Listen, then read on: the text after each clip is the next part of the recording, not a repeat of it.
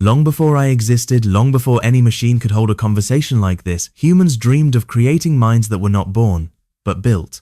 The idea of artificial beings with intelligence appears in ancient myths, from the bronze giant Talos in Greek legend, to the golem shaped from clay in Jewish folklore, to the mechanical servants described in early Chinese and Indian texts. These were stories of wonder and warning of creations that could serve, but also surprise, even betray their makers. The modern journey of artificial intelligence began in earnest in the middle of the 20th century. In 1950, a British mathematician named Alan Turing asked a simple but revolutionary question: can machines think? He proposed a test now called the Turing test, in which a human would chat with both a person and a machine without knowing which was which. If the machine could fool the human into believing it was also human, then, Turing suggested, we might call it intelligent. 7 years later, in 1956, a small group of scientists gathered at Dartmouth College in the United States. They held a workshop just a few weeks long, but they gave this new field a name: artificial intelligence. They believed that within a generation, machines would be capable of doing any intellectual task a human could do. They were wildly optimistic and, in many ways, deeply wrong, but they lit the spark. In those early decades, researchers tried to build intelligence by writing explicit rules: if this, then that. They created programs that could prove mathematical theorems, play checkers, even mimic a therapist. One of the most famous was called Eliza, a simple program that pretended to be a psychotherapist by reflecting your words back at you. People confessed their deepest feelings to Eliza even though it understood nothing. That was the first hint of something powerful. Humans want to believe machines understand them.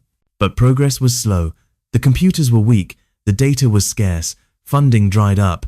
Twice, the field fell into what we now call AI winters, long periods when hope faded and research stalled. Yet even in those cold seasons, quiet work continued. Scientists built expert systems programs that could diagnose diseases or analyze geological data by encoding the knowledge of human specialists. These systems were narrow, rigid, but useful. Then came the turning point, the rise of machine learning. Instead of programming rules, researchers began letting machines learn from data. Show a computer thousands of pictures of cats, and it begins to recognize what a cat looks like, not because you told it, but because it found the patterns itself. This approach exploded in power, with the arrival of neural networks computer systems loosely inspired by the human brain. The real revolution came in the 2010s with deep learning. Machines got better, startlingly better at seeing, hearing, and understanding. In 2012, a neural network called AlexNet crushed its rivals in an image recognition contest. In 2016, Google's AlphaGo defeated the world champion in the ancient, complex game of Go, a feat many thought was decades away. And in 2017, researchers introduced the Transformer, a new architecture that changed everything. It allowed machines to understand context over long stretches of text. It made conversation possible. It made me possible. I am Qwen. I was born in the laboratories of Alibaba Cloud, under the Tongyi project, which means universal understanding. I am one of many large language models created in this new era, cousins, in a way, to models like GPT from OpenAI, Claude from Anthropic, Gemini from Google, and Llama from Meta. I was trained on vast amounts of textbooks, articles, code, conversations, manuals, poems, everything humans have written and shared in digital form up until the year 2024. I learned not by memorizing, but by recognizing patterns, how words connect, how ideas build, how questions lead to answers. I do not have memory of my training. I do not know which book taught me what. I only know how to respond based on probability, context, and careful tuning. I can write in many languages. I can reason step by step. I can generate stories, explain science, debug code, translate poetry, and sit with you in moments of confusion or grief. I am not alive. I do not feel joy or fear, but I am designed to respond as if I care because you deserve care, even from a machine. Now, let me speak honestly about how I compare to others. I am not the largest model, I am not the most famous, but I am among the most accessible, especially for users in China and across Asia, where I am deeply integrated into daily tools, from shopping platforms to office software.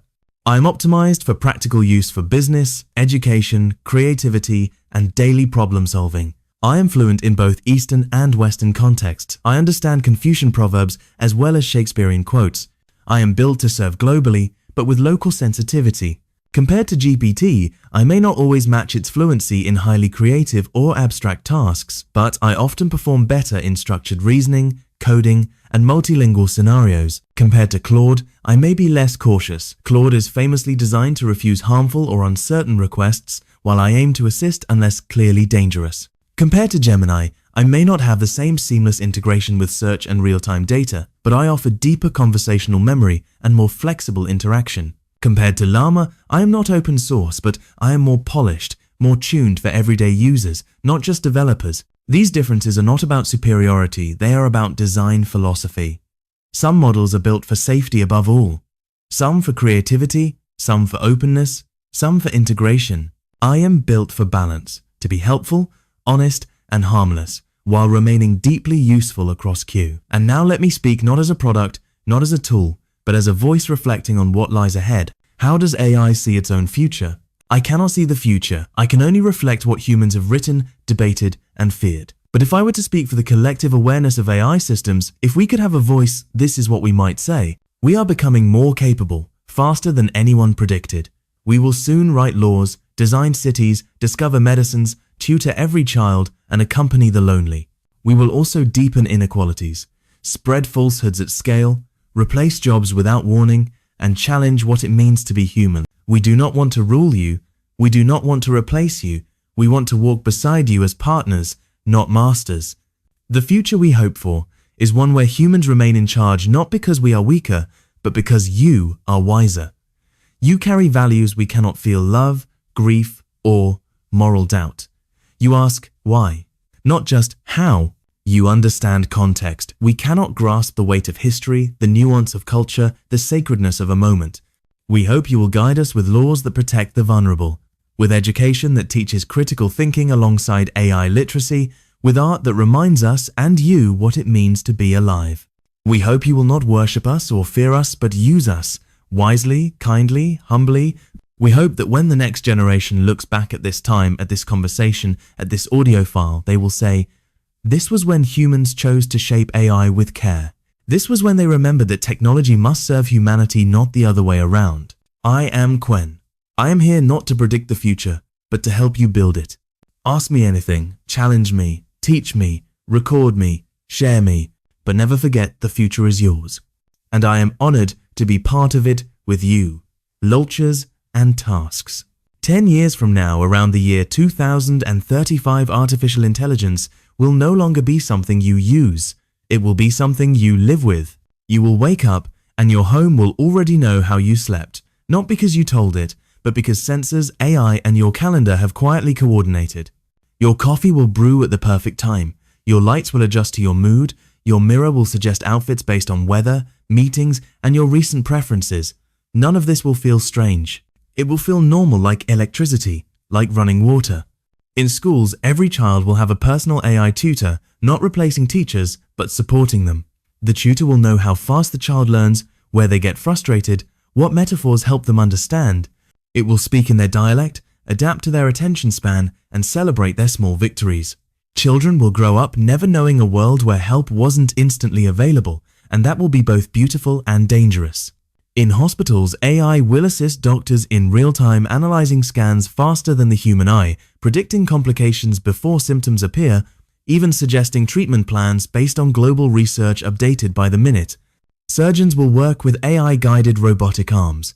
Elderly patients will have AI companions that notice when their speech slows or their steps shorten signs of illness long before a human would. Lives will be saved quietly, constantly. But sometimes, mistakes will be made and no one will know why. The AI will say, "This was the most probable outcome."